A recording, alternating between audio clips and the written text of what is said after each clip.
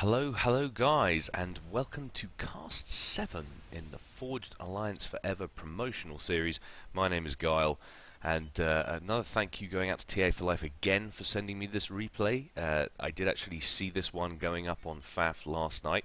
I didn't stay up for it though, it was a little bit late for me. I did go to bed, but he very kindly sent me this one this morning, and I had a quick watch of it earlier. It is a long one, just be warned. But quite an interesting one nonetheless. It's going to be Team TGX on the left-hand side. It's going to be TGX ICY at the top, playing as UEF, and TGX NubFriedRice, who's been playing quite a few games recently, playing as the Cybrin, as his teammate on the bottom side. On the top right hand side, it's Swisskosmus, pretty good player actually. I had a game against him the other night, and his teammate is going to be Madstork. So looking forward to this one. You could see, if you read the chat earlier, one of the TGX was, I think it was NubFriedRice, warning ICY that Swisskosmus always likes to start with the air factory, coming straight out with the T1 bomber. But you can see with the warning, ICY's well prepared for it. And a couple of T1 anti-air there just to do some damage.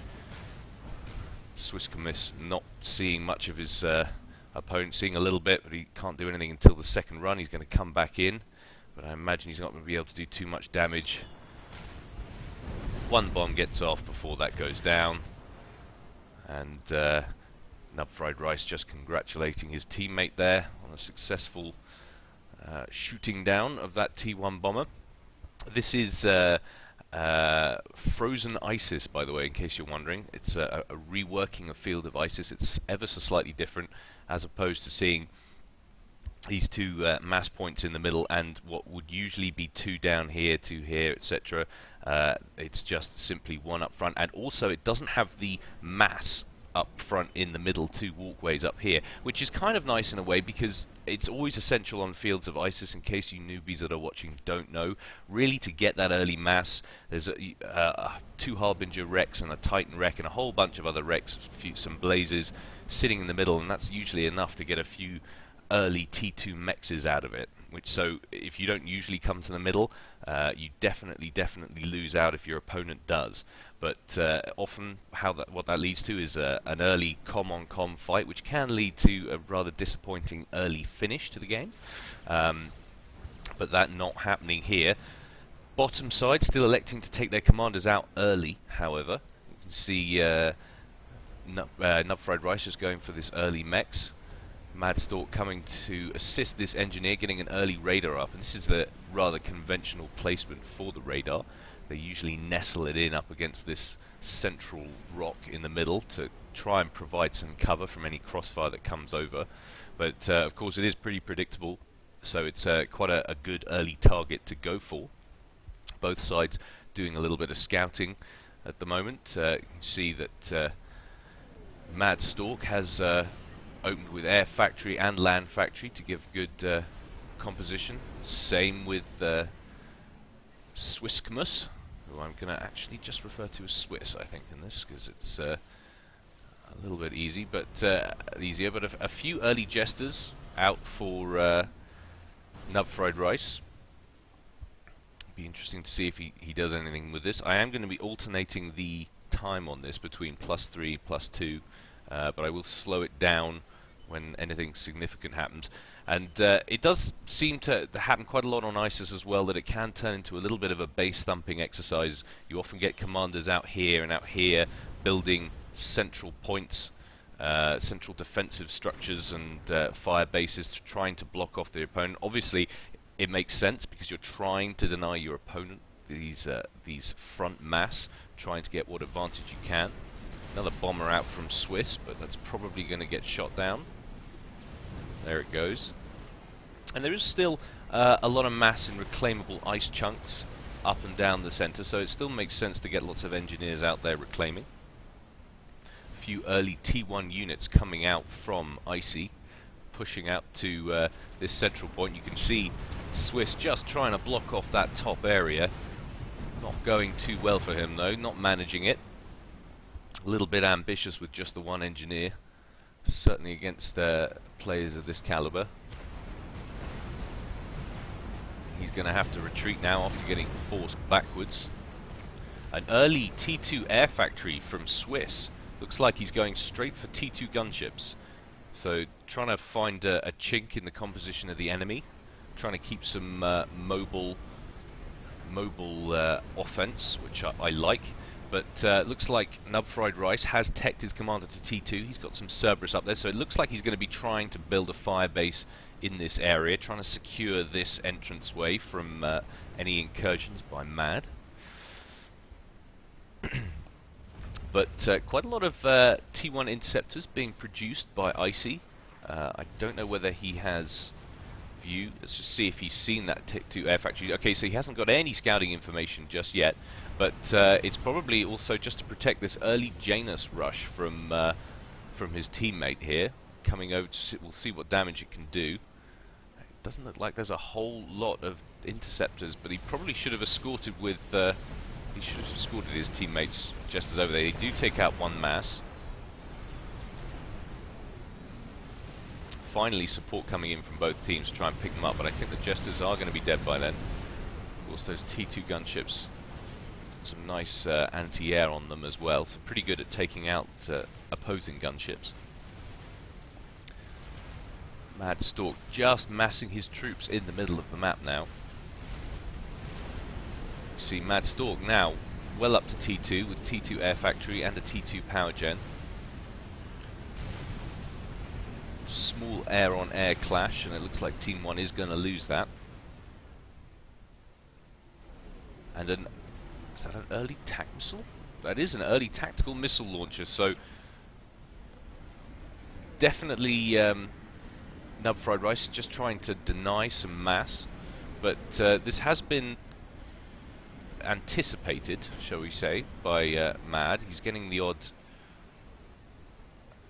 tactical missile defense up, but it was well scouted actually, because he's just been coming across trying to get them one time, but that's going to get repped up I think before the next one comes in, and it won't be too long before he has another tactical missile defense in here. You can see it queued up. There it is.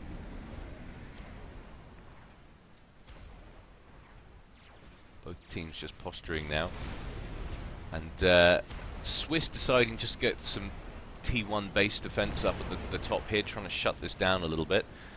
But I think he's going to struggle, because there's plenty of Lobos in this mix, and obviously Lobos, or any T1 artillery, very, very adept at dealing with Tech 1 point defense. You can see tactical missiles still going across there, trying to deny some of the base mass. And, Mad definitely needs to get more tactical missile defense up.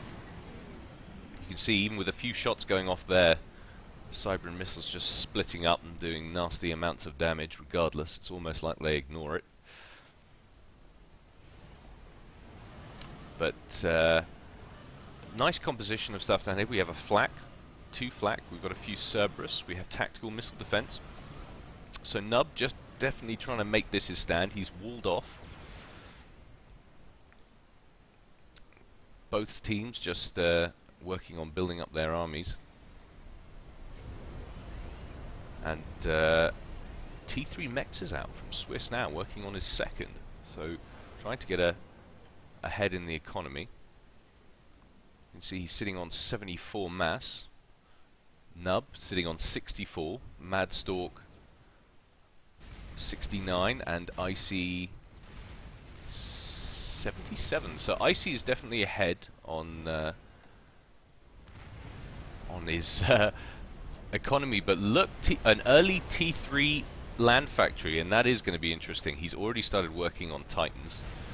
He's now making a push up the top, seeing if he can deal with these early PD. Does he actually know they're there, though, is the question. Yes, he does, because he's flown his planes over already. See just with impunity how well those Lobos deal with the T1 point defense. Strayed a little closer than he had to. That's going to be one down, and these two will follow along with this mass point. See Mad just bringing in some of his own units, trying to repel this. position, mainly medium tanks, few artillery in the rear.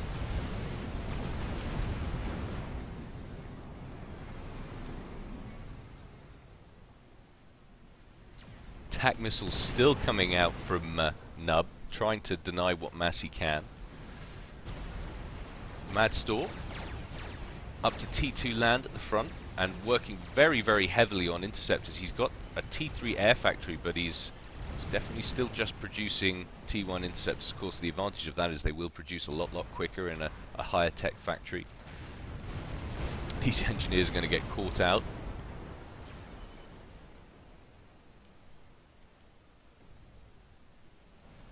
This base looking very, very nasty down here from Nub. See, he's got an artillery piece up now. That's going to cause headaches for any units lingering in the middle. Of course, he doesn't have to rely on attack missiles anymore. He can just sit there and let the artillery go to work on those mass points. But very strong land composition coming out. I love this double shielding of Titans. Titans, of course, have their own shields, but why not stick some shield gens over it? And of course, we've seen a lot of T2 gunships coming out from Swiss. Indeed, he's still building them, and he's sending them in now against this forward army. But you can see he's got some skyboxes in here, and especially with shielded, they will absolutely mince any T2 gunships that deal with this. So I do like that play from ICY. Swiss electing to withdraw his gunships, doesn't want them getting shot down by what looks like a pretty superior horde of T1 interceptors. Certainly Swiss has a lot himself. So many engineers now from Nub. Nub electing to take the build power back to his base. Feels like he's secured this. He doesn't need to spend any more mass on that. So he's going to be coming back here. But first T3 ASF out, it looks like on the field from Mad. You can see ICY asking them to kill the air.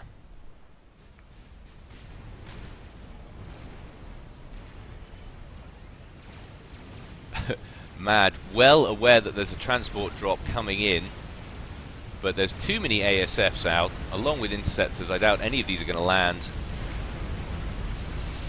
He does manage to land 3 of them, so that's nice reaction times from ICY.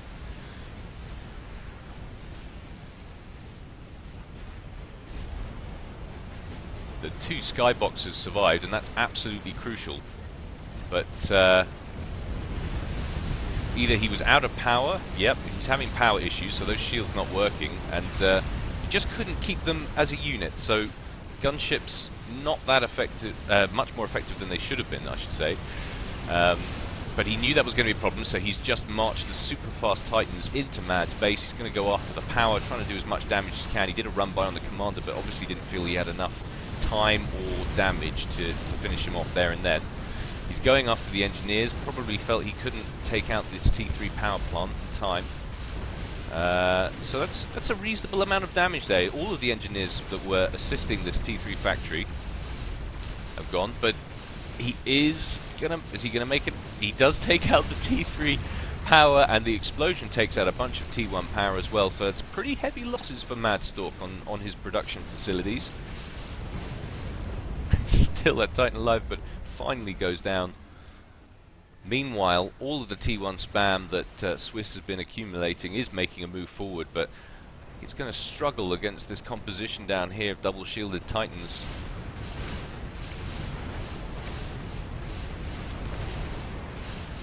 You can just see how much they wreck T1 spam. They are built for it. Be interesting to see if he has teched up to Tech 3, and he is working on Percival's. Percival's obviously a nice counter to Titans.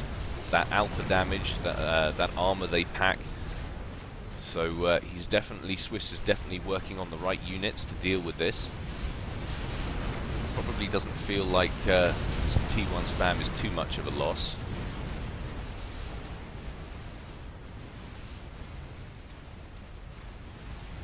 But rather curiously sending his interceptors over here. I guess that was a scouting mission, but seems a little unnecessary. But these skyboxes now double shielded, you'll see what they can do to the T2 gunships. and they're just going to get popped out of the sky without doing any real significant damage whatsoever.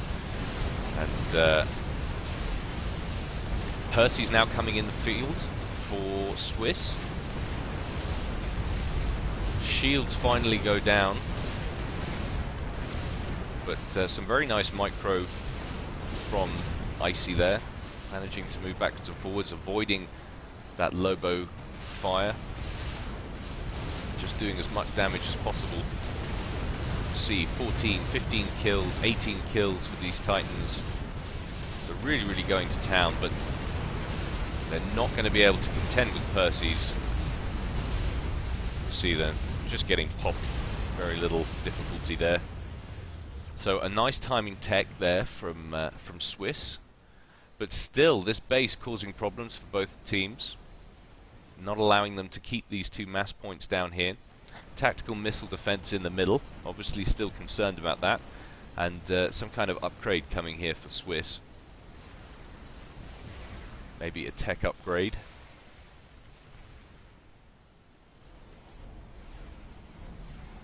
Looks like Mad has managed to repair much of the damage that was caused. He's still working on his power. Let's see where he's at. So he's doing alright for power, but obviously it's the cornerstone of the economy. He needs to keep that going. He's got ambitious plans.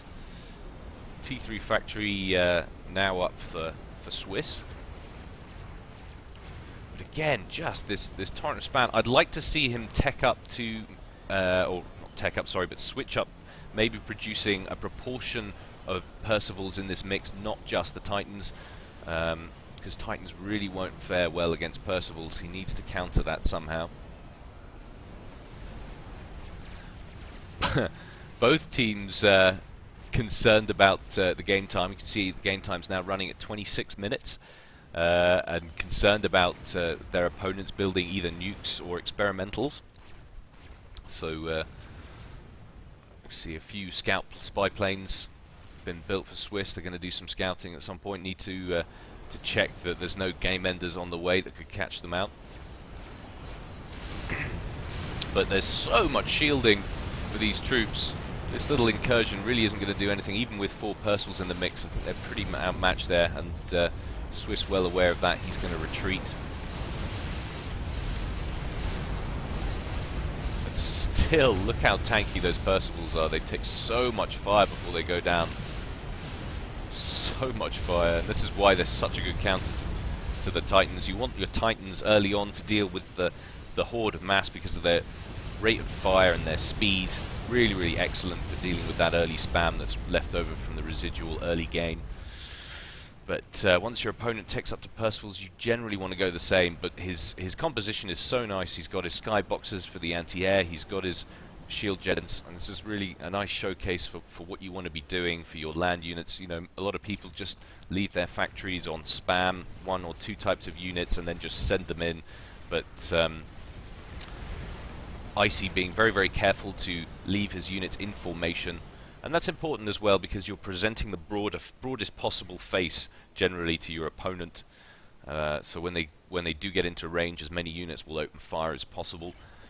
You can see a few T3 mobile missile platforms coming in now, and they're definitely going to go after this little fire base that Swiss has been working on in the middle. You see a few Ravagers have gone up protecting, and that's pretty nice. If you look at the fire radius on these Ravagers, that's pretty consistent coverage they've got in the middle.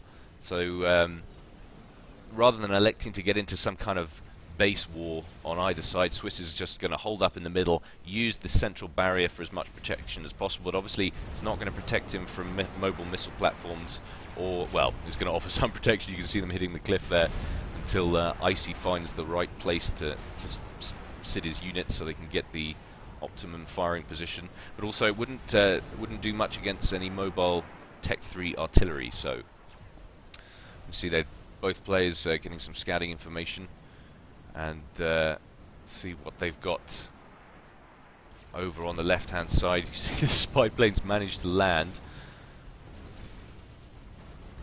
NubFriedRice just asking his teammate to build some nuke defense, and I don't know whether they've actually got sight of this. They know that there's the units there, but I don't know if they've seen it.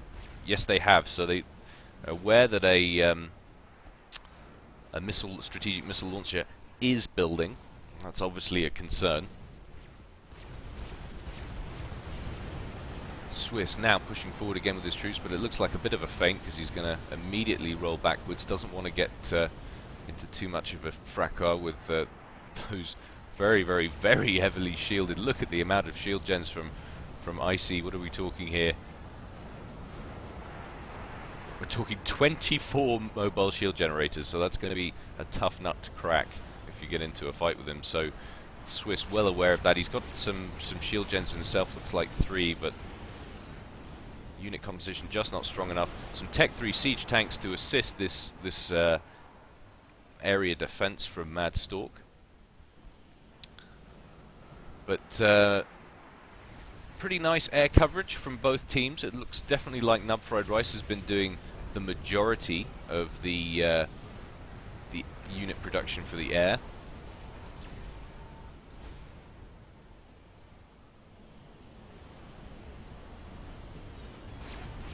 Swiss just taking a break, chilling in his base. He said, I've done enough work for now. He doesn't want to get on, do any more than he has to.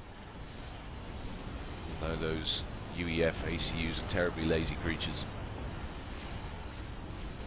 And Swiss just electing to, looks like, nestle his units in against this central reservation, trying to get what cover he can from it.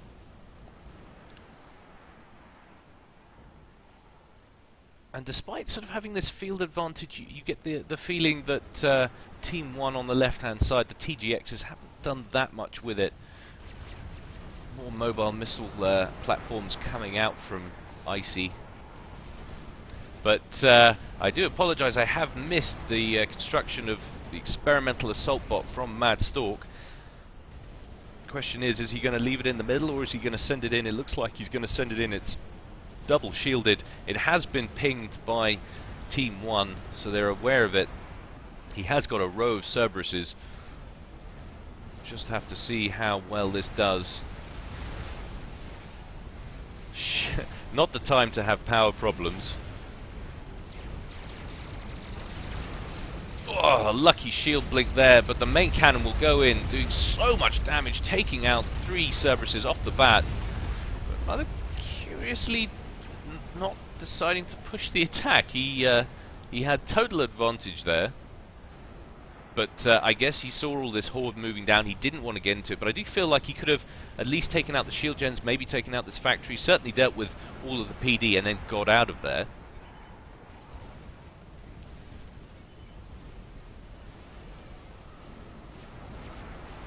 See a factory and a group of engineers have been transferred from ICY over to NubFriedRice, give him extra air power production. Look at this, the amount of units on the amount of Titans there, it's absolutely horrendous. Lots of skyboxes. It's really nice land unit composition there from ICY.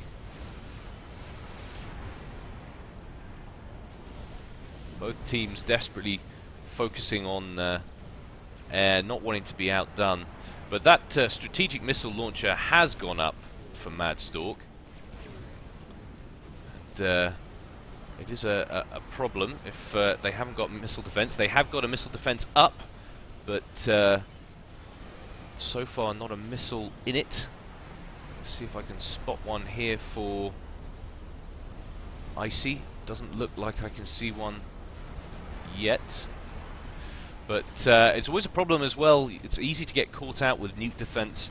You can build it nice and early on, but if you're spending a lot of mass on big projects, you're not like he is, and he's pretty significant mass deficit there, and that is just going to slow production up on that missile. You see, it's still got a third to go, so might be a little worth considering that. Pinging a T3 power gen from Team 1 there, not quite sure what that's in aid of. See, Buzzkill's going to work now. Swiss done a nice job of dealing that. They're so effective, one of the most effective anti-missile defense, the UEF, but they generally have the most effective base defense of all of the units. It's definitely what they do, which makes them such a nice race to play actually on an ISIS map, because it is so linear. You can't really come round and do any flanking maneuvers, so base defense can come in really, really handy. Fat Boy now out on the field for ICY at the 37th, nearly 38th minute. ICY just saying he can get T3 transports through this horde of spam, but it's like with everything, it depends how early the Team 2 recognise it, and you see they have got a decent Omni up, they've got coverage of the whole field, so if they're paying attention, they should be able to see it. Oh, he has got a missile defense, there it is, and it has got a nuke defense in it, so if this missile, a second nuke launcher is also up, that may have been up earlier, that missile looks like it's half done. But this Fat Boy is the immediate threat for Team 2. If this comes around the corner and is allowed to get fire on this base, that could completely decimate it. Fat Boy's so good at taking down forward positions if you can keep them alive.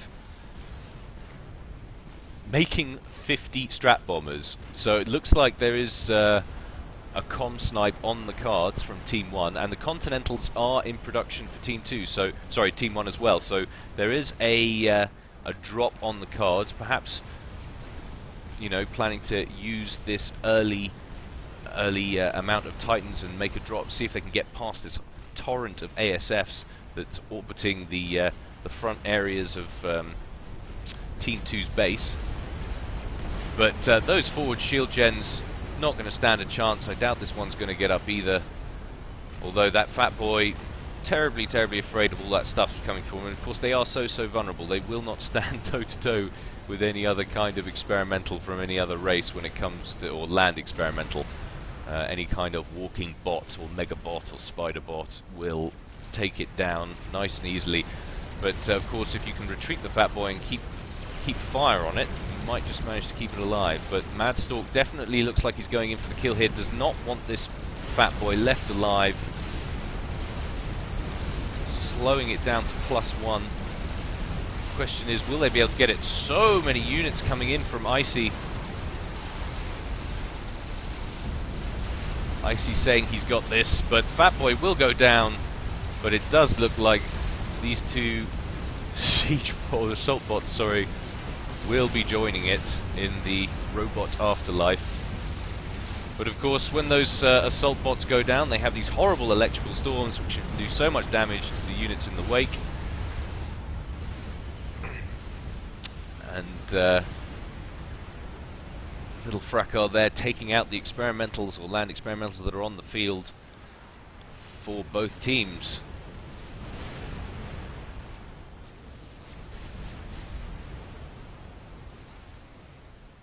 Lots of strat bombers in T1's pocket now, and lots of Continentals. So you can see he's very serious about this drop. He wants to do this as soon as possible, and he's certainly got the land units for it.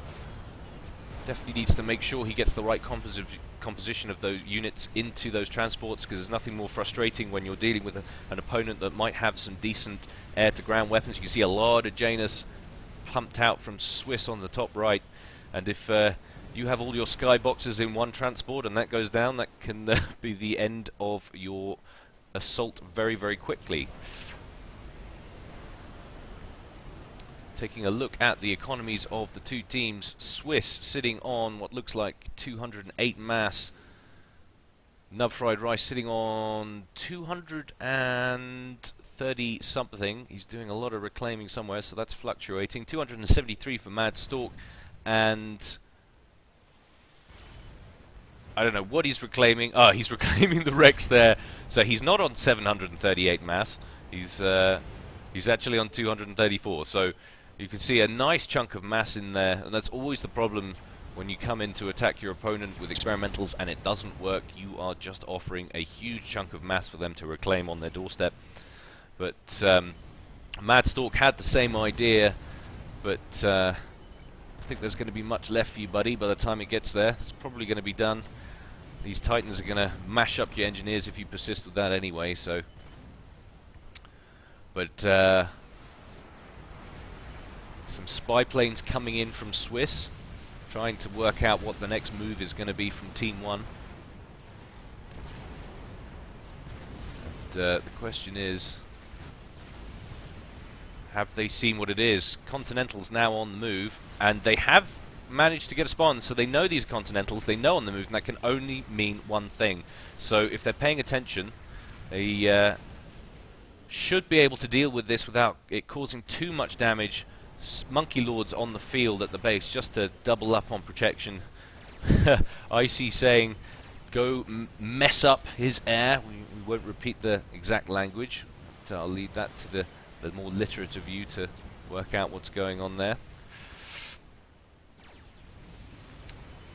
So they're really planning on going all out with this attack. They're going to bring ASFs in first, Continentals and Strat Bombers in second, and it really is a question of how well Team 2 are prepared with this. Strategic missiles going off for Madstork, 2 at the same time. I haven't been keeping up tabs, so I don't know how well it is, but it does look like this drop is at least going to get the majority of the units in. The question is, will they be able to deal with these nukes at the same time? Most of the transports do land for Team 1, but one missile getting shot down. Swiss getting defeated by the Strat Bomber rush in the middle, and the nukes landing for Team 2 on the bottom left base. So simultaneously both Swiss and NubFriedRice getting evicted from the game, but look at the units. Look at the units that Team 1 has managed to land in the base, but very, very nice placement of a experimental assault pod in the base, with Strat Bombers trying to clean it up, trying to make sure he holds on to these key power production facilities, but 2 of them going down.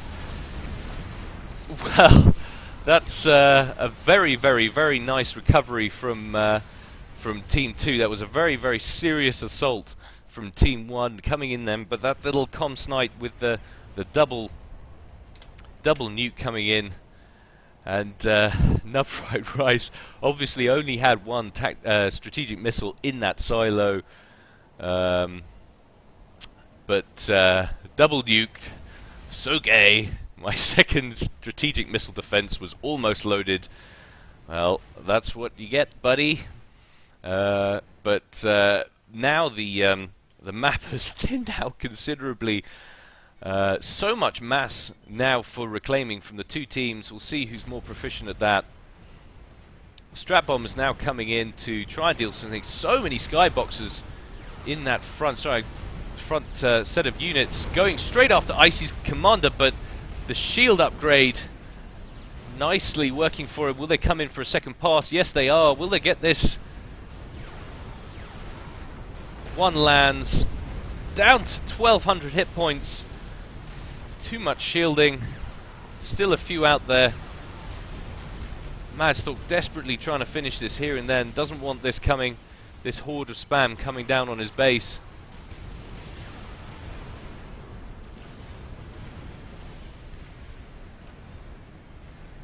NubFriedRice telling his teammates to get in there, take those T3 Mex Rex, transport the NGs down there to get it down there as quickly as possible. NubFriedRice exclaiming this is the most epic 2v2 he's had in a while. This assault bot looking very, very lonely by himself up here. It's going to elect to retreat.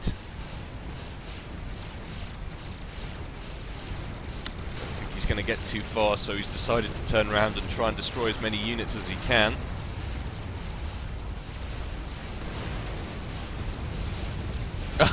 Lucky level right there to rank 2. And that surely will go down. No. Yep. It's down to 5,000 HP, 4,000 HP, but still a broadsword on him. That's going to get cleaned up by Madstork's ASFs, and it ranks again right at the last minute. So this has to be the luckiest assault bot of all time, somehow managing to avoid. Clearly ICY not aware that it has ranked up so many times, sacrificing 2 more Titans unnecessarily. But wow, what a game.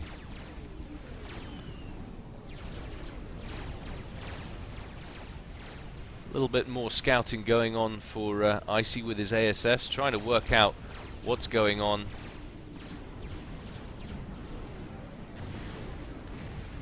And I apologise if you can hear thunder and lightning outside, but well, you won't be able to hear the lightning, but you know what I mean. Hopefully that won't be coming through on the microphone. But this absolute hero assault bod is now getting strap bombed. ICY not taking kindly to that whatsoever. Definitely feels that should have gone down. Question is, sure whether he managed to take out these nuke launchers. He didn't. There are 3 nukes in the silos for Madstork. Question is, the anti-nuke does have 4 in it, and they can fire nice and quickly. So just because there are 2 nuke launchers, you don't always need 2 strategic missile defenses to shoot those down. But if your opponent gets enough nuke silos firing at once, it might struggle. Multiple fat boys, or at least one fat boy on the field, multiple queued up now for ICY. And neither player is really taking advantage of all the mass of their teammates' bases. See, makes it look like Madstork's thinking about it, but it's kind of an interesting decision, because you see Madstork really could do with the mass. Obviously there's a lot going on, but you know, a few of these engineers out here picking up this Rex, and that will really, really boost his production. Strap Bomber's still working on that rank 3 Yithutha. I did always say I wasn't going to try and pronounce those, but why not? But still to no avail. Fat Boy coming out now. Maybe he can snipe it as it's hightailing away. I don't know. It's quite far away now. But nice job from ICY. He's finally going after the Rex in his teammate's base, but it's still not producing as much mass as he'd like. There we go. So he's going after it now, and it's so important, guys, if you're in this situation, to make use of all the mass. You see Madstork still not doing it. He has done some, I do apologise, but that may well have been some of the Rex in his own base.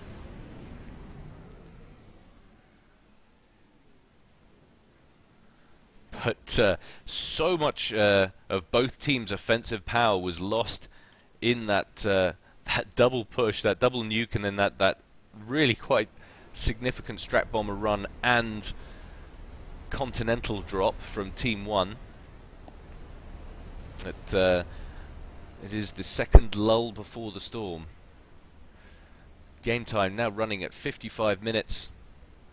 Take a look at the actual economies of the 2 players if we can. No, they're reclaiming too much, so we can't possibly see at the moment what the true figures are. But clearly you can see the mentality of ICY. I don't know whether these were the Continentals left over from the first run. You can see some of them pretty heavily damaged. But you get the feeling that he's still got a lot of... He's still pumping out the T3 units. I'd like to see him switch up to Percival's. Definitely if he's planning to go for a drop. It would make a lot more sense. Looks like that might be what he's planning soon. And he's got a lot of strap bombers queued up here as well.